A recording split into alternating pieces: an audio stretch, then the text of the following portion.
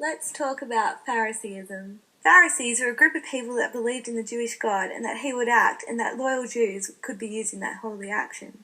So they made a bunch of rules up in order to stay holy for God, or what they knew of God from the scriptures, which was a lot. They knew all the scriptures, just as much as Jesus did probably. Before Jesus came about, the Jewish faith had many different groups, but the Pharisees, out of all the Jewish sects, were the closest to Jesus in truth.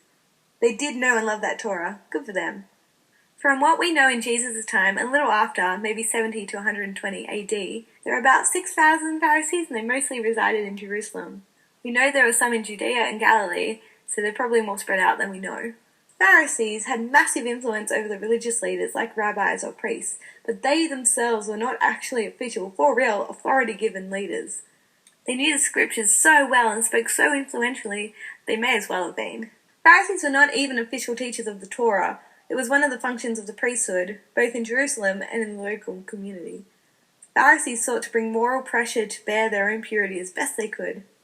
What most people know about the Pharisees is that when Jesus came, he kind of didn't care about all their ridiculous rules. There were like 613 of them. Mostly they had a problem with Jesus doing things like miracles on the Sabbath. This seemed to annoy the Pharisees because Jesus simultaneously knew the Torah like them, proved he was holy by divine miracles, and broke their rules. John 9:13-16 says, "They brought to the Pharisees a man who had been blind, now on the day of which Jesus had made the mud and opened the man's eyes of the Sabbath. Therefore the Pharisees also asked him how he had received his sight. He put mud in my eyes, the man replied, and I washed, and now I see. Some of the Pharisees said, This man is not from God, for he does not keep the Sabbath. But others asked, How can a sinner perform such signs? So they were divided." The name Pharisees itself is debated among scholars to mean different things. Pharisees show up in all the Gospels pertaining to Jesus' ministry and walk on earth. They're often perceived as angry and self-righteous. The Gospel of Matthew often couples the Pharisees with the Sadducees, even with the chief priests, to portray them as the leadership of old Israel, the one from whom the kingdom will be taken away. Jesus didn't speak positively of the Pharisees either. He calls the past dung or garbage. There was a man named Josephus who wrote works on the Pharisees that scholars may gain understanding and context of Pharisee life at times. Josephus really didn't like the Pharisees either, and so he didn't speak very highly of them, or their traditions, or their way of life in his works.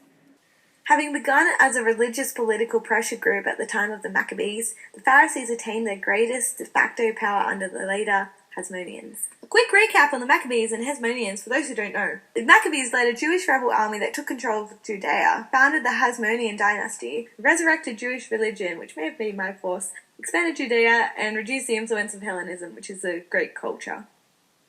Not all Pharisees were bad. Nicodemus is depicted as a converted Pharisee who believed and followed Jesus. Paul is the only writer who is seen to be aligned or to have studied with the Pharisees. And the Pharisees even warned Jesus of Herod's plan to execute him. Gamaliel, the Pharisee, is seen as a hero as well. In Luke, the Pharisees present a more complex picture. In part, this is because they appear in Acts as well, where they are at times comparatively sympathetic to the Christian movement. Luke shows Jesus eating in the homes of Pharisees and warning Jesus of Herod's plot. Pharisees are not inherently evil or bad, they just lost sight of relationship with God over legalistic rules in order to obey or glorify him.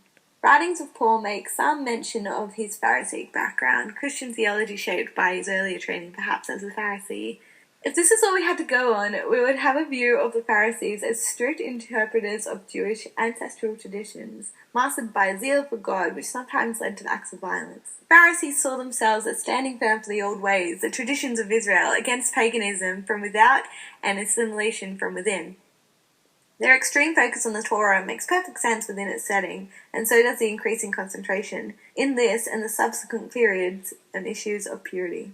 The relationship between Jesus and the Pharisees is important and relevant for us today, as it serves as a reminder that Jesus redeems us, not our works. That it would be out of our love for Jesus that we would seek to bring him glory. That what would matter is what's going on in our hearts, as opposed to getting caught up in rules and traditions of the church.